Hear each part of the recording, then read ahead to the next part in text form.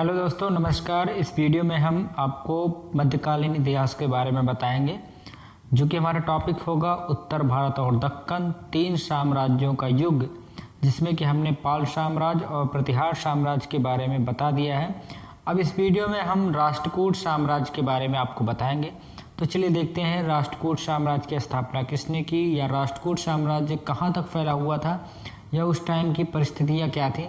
तो चलिए स्टार्ट करते हैं, लेकिन आप हमारे साथ बने रहें, हमारा सहयोग करें और अपना प्यार हमें प्रदान करते रहें। तो चलिए देखते हैं क्या है।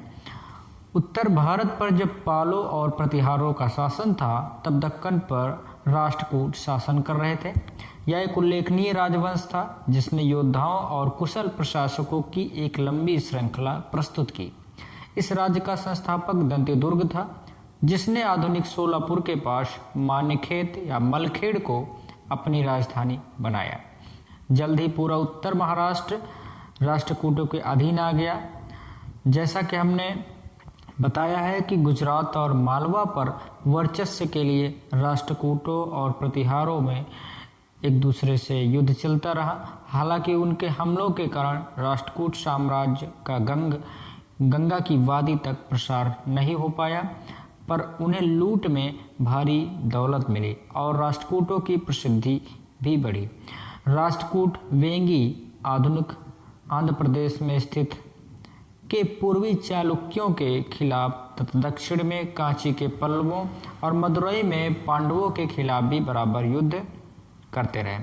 राष्ट्रकूट राजाओं में गोविंद तृतीय 793 से 814 और अमोघ वर्ष 814 से 878 संभवतः सबसे महान थे।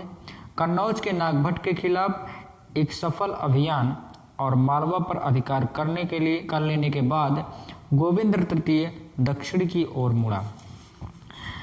एक शिलालेख से हमें पता चलता है कि गोविंद ने केरल, पांड्य और चोल राजाओं को भयभीत कर दिया तथा पल्लवों का तो विनाश ही हो गया था। कर्नाटक का गंग, जो क्षुद्रता के कारण असंतोष का पात्र बना, जंजीरों में जकड़ा गया और मृत्यु को प्राप्त हुआ। लंका के राजा और उसके मंत्री को, जो अपने ही हितों की उपेक्षा करने में लगे थे, पकड़कर कैदियों के रूप में हालापुर लाया गया। श्रीलंका के स्वामी की 2 मूर्तियां मान्यखेत लाई गई और एक शिव मंदिर के सामने विजय स्तंभों के रूप में लगा दी गई। अमोघ वर्ष ने 64 वर्षों तक राज्य किया, पर उसका स्वभाव ऐसा था कि युद्ध पर धर्म और साहित्य को वरीयता देता था। वह स्वयं एक लेखक था और कन्नड़ में काव्यशास्त्र पर पहली पुस्तक लिखने का श्रेय उसे ही दिया जाता है। वह एक महान निर्माता था और कहते हैं कि राजधानी मान्यखेत को उसने ऐसा बनाया कि इंद्रपुरी भी उसका मुकाबला न कर पाए। अमोघ वर्ष के काल में दूर दूर तक फैले राष्ट्रकूट साम्राज्य में अनेक विद्रोह हुए। इनको मुश्किल से वश में किया जा सका और उसकी मृत्यु के बाद फिर से ये विद्रोह शुरू हो गए। साम्राज्य की पुनर्स्थापना उसके पोते इंद्र तृतीय 915 से 927 ने की। 915 ईस्वी में महिपाल की पराजय और कन्नौज की लूट के बाद इंद्र तृतीय अपने समय का सबसे शक्तिशाली राजा बन बैठा। उन दिनों भारत की यात्रा पर आए अलमसूदी के अनुसार राष्ट्रकूट राजा बल्लभ या बल्लभराज भारत का सबसे शक्तिशाली राजा था और अधिकांश भारतीय राजा उसकी अधिराजी स्वीकार करते थे और उसके दूतों का सम्मान करते थे। उसके पास बहुत बड़ी सेना थी और अनगिनत हाथी थे। कृष्ण तृतीय 934 से 963 ने, जो कि प्रतिभाशाली शासकों की एक श्रृंखला में अंतिम था, मालवा के परमारों और वेंगी के पूर्वी चालुक्यों के साथ वो युद्ध करता रहा। उसने तंजावुर के चोल शासकों के खिलाफ भी अभियान छेड़ा, जिन्होंने कांची के पल्लवों को विस्थापित किया था। कृष्ण तृतीय ने चोल राजा परंकट प्रथम को हराया और चोल साम्राज्य के उत्तरी भाग पर अधिकार कर लिया। फिर वह रामेश्वरम की तरफ बढ़ा, जहां उसने एक विजय स्तंभ और एक मंदिर बनवाया। उसकी मृत्यु के बाद उसके सभी विरोधी उसके उत्तराधिकारी के खिलाफ एकजुट हो गए। राष्ट्रकूट राजधानी मलकेड़ को 972 में लूटकर जला दिया गया। इस तरह राष्ट्रकूट साम्राज्य का अंत हो गया। दक्कन में राष्ट्रकूट शासन लगभग 200 वर्षों तक 10वीं सदी के अंत तक जारी रहा। धार्मिक दृष्टिकोण से राष्ट्रकूट राजा सहिष्णु थे तथा वे केवल शैव और वैष्णव ही नहीं बल्कि जैन मत के संरक्षक भी थे।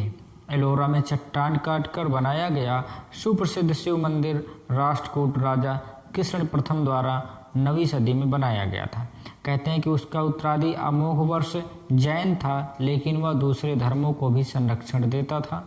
राष्ट्रकूटों ने मुस्लिम व्यापारियों को अपने राज्य में बसने और इस्लाम का प्रचार करने की अनुमति दी। कहते हैं कि इन मुसलमानों के अपने मुखिया थे और राष्ट्रकूट साम्राज्य के अनेक तटीय नगरों में नमाज के लिए उनकी बड़ी बड़ी मस्जिदें थीं। सहिष्णुता की इस नीति ने विदेशी व्यापार को बढ़ावा दिया, जिससे राष्ट्रकूटों की समृद्धि बढ़ी। राष्ट्रकूट शासक कला और साहित्य के महान संरक्षक थे। उनके दरबारों से हमें संस्कृत के विद्वान ही नहीं, ऐसे कवि और अन्य लोग भी दिखाई देते हैं जो प्राकृतिक और अपभ्रंश में लिखते थे। ये ही तथाकथित भ्रष्ट भाषाएं थी जो आधुनिक भारत के विभिन्न भाषाओं की स्रोत थी। महान अपभ्रंश कवि स्वयंभू और उनका पुत्र संभवतः राष्ट्रकूट दरबार से ही संबंधित थे। तो इस तरीके से आपने देखा कि राष्ट्रकूट शासक किन किन धर्मों को संरक्षण प्रदान करते थे, उन्होंने कौन कौन से ऐसे प्रसिद्ध मंदिरें बनवाई और उनका शासन कहाँ तक फैला हुआ था, उनका युद्ध किसके किसके साथ चला। तो ये सारी चीज़ें आपने इस वीडियो में देखा। हमारे वीडियो इसी तरह देखने के लिए हमारे चैनल को सब्सक्राइब करें, वीडियो को लाइक करें और चैनल को शेयर करें। प्लीज़, अभी मेरे पास संसाधनों का अभाव है, तो प्लीज़ हमारे साथ अपना सहयोग और समर्थन बनाए रखें। मिलेंगे अगले वीडियो में, तब तक के लिए जय हिंद।